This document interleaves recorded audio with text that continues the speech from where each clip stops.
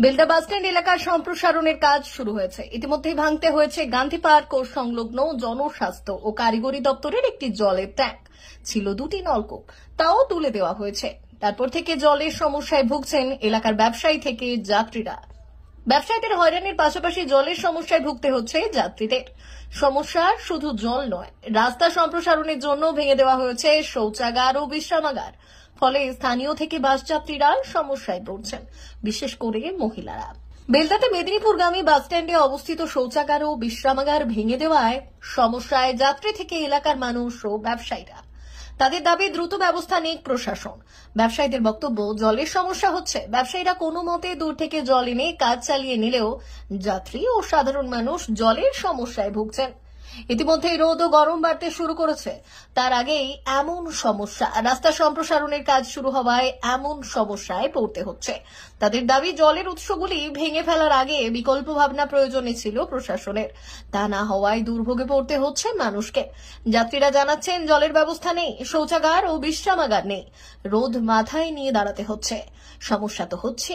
স্থানীয়দের বক্তব্য, বেলদাতে দাঁতনগামী বাসস্ট্যান্ডে একটি শৌচাগার থাকলেও তা অনেকেই জানেন না। কাথিবা মেদিনীপুরগামী বাসস্ট্যান্ডে ফ্লেক্স আকারে জানিয়ে দেওয়া দরকার ছিল প্রশাসনের। তবে সবচেয়ে বেশি সমস্যা জলের। স্থানীয়দের বক্তব্য, স্থানীয় প্রশাসন দুবেলা জল দেওয়ার ব্যবস্থা করুক। এলাকার ব্যবসায়ী সৈকত দাস, কুসুম দেবনাথ, আশিস মহারানা বললেন, খুব সমস্যা হচ্ছে, বিশেষ করে যাত্রীদের। ব্যবসায়ীরাও জলের সমস্যায় ভুগছেন, শৌচাগার নেই। মহিলাদের সমস্যা, দ্রুত প্রশাসনের পদক্ষেপ করা উচিত, দুবেলা জল দেওয়া হোক। তবে প্রশাসন জানাচ্ছে, কাজ চলছে, এই সময়ে সেভাবে কিছু পদক্ষেপ হবে না।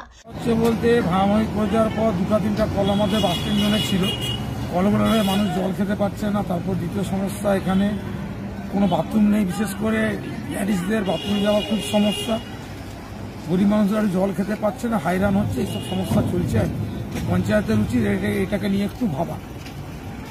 কি নাম আপনার? আশিস মহারানা, বেলদা বাসস্ট্যান্ড, ডাবের দোকান। সমস্যা হচ্ছে, যেহেতু রাস্তার জন্য এখানে দুটো কল ছিল, উঠে গেছে, কিন্তু ব্যাপারটা হচ্ছে বাইরে থেকে যারা আসছে তারা জল পাচ্ছে না। হ্যাঁ, যেহেতু গরম আছে, আর দোকানদাররা এই করে জলটা ম্যানেজ করে নিচ্ছে, তার ব্যবসা চালিয়ে দিচ্ছে।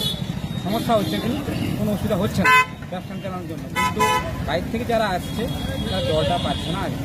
একটু কী করলে কি হয় সেটা চিন্তা করলে একটু ভালো হতো, আর কিছু নয়। মানে প্রশাসনের তরফ থেকে এই কদিন কি ট্যাঙ্কির ব্যবস্থা করলে সুবিধা হবে? প্রশাসনের দিকে হোক বা অঞ্চল দিক দিয়ে হোক বা যে কোনো দিক দিয়ে হোক, সরকারি থেকে কোনো সুযোগ সুবিধা করলেও একটু ভালো হয় আর কি।